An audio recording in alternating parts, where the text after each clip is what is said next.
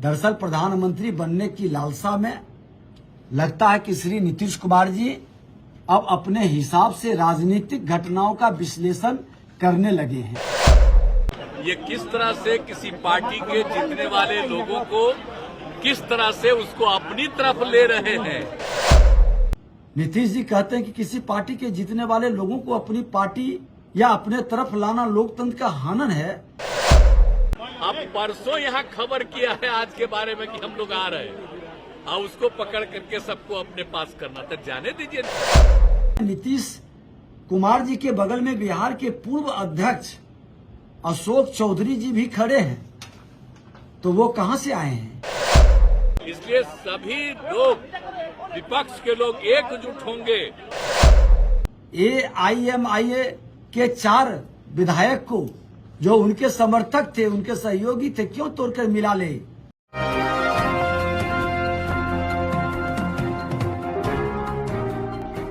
Select 24 news में आपका स्वागत है। मैं हूं मोहम्मद सादिक।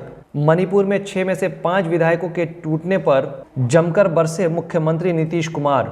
मुख्यमंत्री नीतीश कुमार ने बीजेपी पर कई आरोप लगाए और कहा कि ये कौन सा स्वभाव है, यह क्या साबित कर रही है बीजेपी। और चुनाव के बाद उसके अगले दिन जो रिजल्ट आया, सब के सब 6 लोग यहाँ पर आए, सब लोगों से बातचीत हुई। और अभी जो हम लोगों ने निर्णय किया कि हम लोग अलग होंगे एनडीए से और बिल्कुल जा रहे हैं, और इसके बारे में अपने पार्टी के सभी राज्यों में बात हो गई थी। वो सब 6 के 6 MP यहाँ पर आए, MLA यहाँ पर आए और खुशी प्रकट कर रहे थे 10 तारीख के एकदम बिल्कुल हम लोग साथ थे, मिलने आए। आप समझ लीजिए अब, लेकिन हो क्या रहा है जरा सोच लीजिए। ये किस तरह से किसी पार्टी के जीतने वाले लोगों को किस तरह से उसको अपनी तरफ ले रहे हैं। अरे जब हम लोग अलायंस में साथ थे तो किसी को बनाया अपने, हाँ आप जरा सोच लीजिए, कभी नहीं। और बाद में उसको सबको लेकर के अपने पास जाना, ये कौन सा स्वभाव है, किस प्रकार का काम है। इस तरह का कोई चीज पहले से चलता रहा है, एक नए ढंग का सब तरह का इस तरह का काम किया जा रहा है। तो अब उसमें क्या है? अब वो सब तो अभी कुछ ही दिन पहले आया था। अब परसों यहाँ खबर किया है आज के बारे में कि हम लोग आ रहे हैं, और उसको पकड़ करके सबको अपने पास करना, तो जाने दीजिए, जो करता है करता, उसे क्या फर्क पड़ता है। और एक बात तो बहुत साबित हो रहा है ना कि ये किस तरह का काम लोग कर रहे हैं। अन्य पार्टियों से लोगों को अपनी तरफ लाना और खींचना, ये सब काम करके जो कर रहे हैं, तो ये कोई है संवैधानिक चीज है, ये कोई सही काम है, ये कोई ये आप समझ रहे हैं ना, जो दूसरे लोगों पर कहते हैं। तो आप सोच लीजिए कि किस तरह का चल रहा है।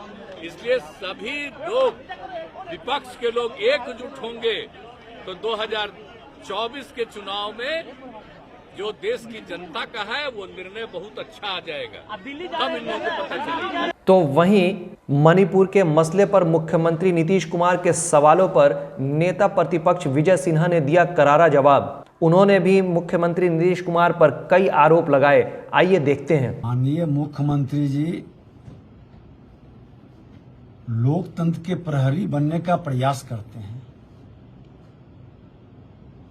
बड़ा अनुभव है, संविधान के ज्ञाता भी हैं।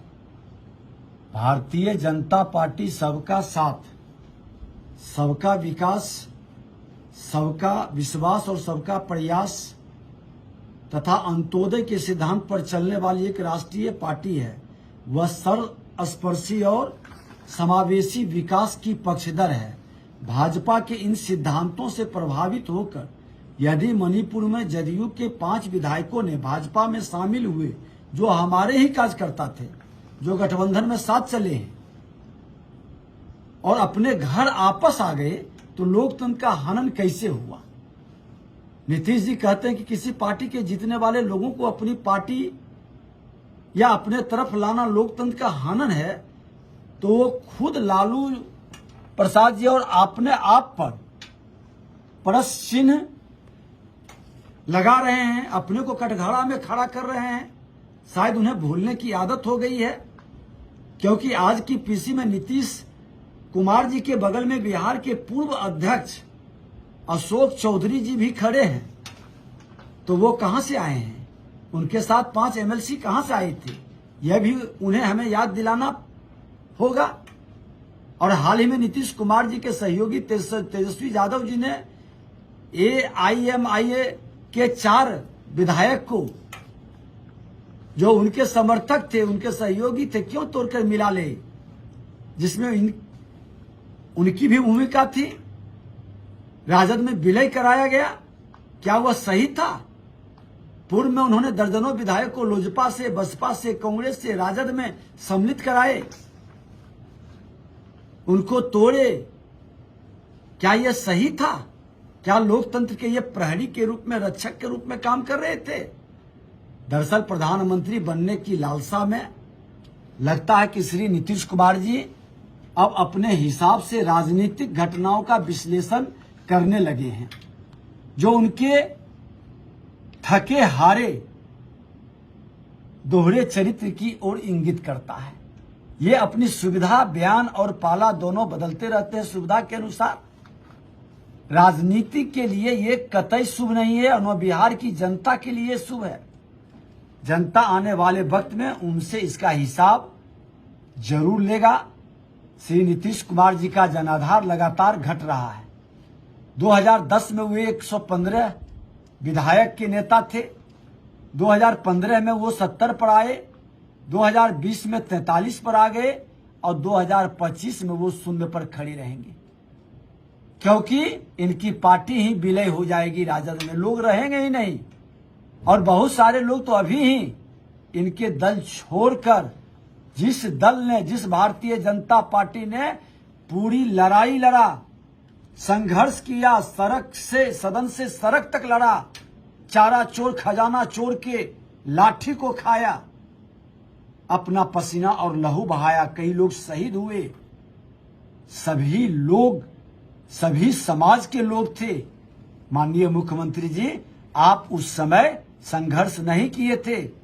आप दिल्ली में मंत्री थे, आए, हवाई जहाज से उतरे, नेता बने, बहुमत सिद्ध नहीं हुआ, फिर हवाई जहाज चढ़े और जाके मंत्री बन गई। 2005 तक फिर लड़ाई लड़ते रहा भारतीय जनता पार्टी, फिर आए आप, आपको नेता बनाया, आप पर विश्वास किया, और आपने जहां से गाड़ी चली थी, जहां से अराजकता उस अंधेरी गुफा से बिहार को निकाला था, वहीं गाड़ी ले जाकर के अंधेरी गुफा के आगे खड़ा कर दिए, और अंदर जाके बड़े भाई के साथ मिलकर गलवहियां कर लिए। बिहार की जनता पूछती है, क्या लोकतंत्र का ये हनन नहीं है? गठबंधन किसी से, सरकार किसी से, सरकार बदलते रहे, लेकिन आपका चेहरा नहीं बदले। मुख्यमंत्री की कुर्सी पर आप बैठे रहे। कोई भी सिद्धांत को तिलांजलि देना पड़े, कोई भी शर्त मानना पड़े, क्या 2013 में जिसके साथ आपने सरकार बनाया, 2017 में आपने कहा कि ये भ्रष्टाचारी है, इनके भ्रष्टाचार का जवाब नहीं है, और उसी बात को लेकर के आप हटे थे। क्या वो भ्रष्टाचार का मामला समाप्त हो गया? क्या उसका जवाब आ गया? और आज फिर जाके गलबहियां कर लिए। बिहार की जनता आपको बड़ी विनम्रता से पूछ रही है, क्या लोकतंत्र का ये हनन नहीं है? क्या ये गांधी जी के वो 7 पाप सिद्धांत के बिना राजनीति पर आप गौरवान्वित महसूस कर रहे हैं? क्या यही है सिद्धांत की राजनीति? क्या यही है बिहार की जनता का चौमुखी विकास का सपना दिखाने का नारा? पूरे देश के अंदर बिहार को आपने जिस तरह से शर्मसार किया है, बिहार की जनता भी पूछ रही है कि बिहार के लोकतंत्र में आपके जैसे लोग बरसों तक याद किए जाएंगे। मुख्यमंत्री जी, बिहार की जनता को जिस अराजकता की ओर आप ढकेल दिए, जो वातावरण आपने बनाया है, कभी माफ नहीं करेगा। अब आपके शहर सिवान के लक्ष्मीपुर में भरपूर सुविधाओं के साथ खुल गया है hotel select and marriage hall. आपको बता दें, 10 जून से भारी डिस्काउंट के साथ बुकिंग शुरू है। एक बार जरूर पहुंचें। इसमें आपको मिलेगा फुली एयर कंडीशन साथ ही बुकिंग के साथ टेंट का सारा सामान, बर्तन और चूल्हा बिल्कुल फ्री। जल्द ही किसी भी कार्यक्रम को अच्छे वातावरण में करने के लिए बुक करें hotel select and marriage hall. हमारा पता है लक्ष्मीपुर, सिसवन ढाला, बिसाइड डॉक्टर तौफीक अहमद। हमारा कॉन्टेक्ट नंबर है 8797327330। एक बार जरूर पहुंचें और इस भारी डिस्काउंट का लाभ उठाएं।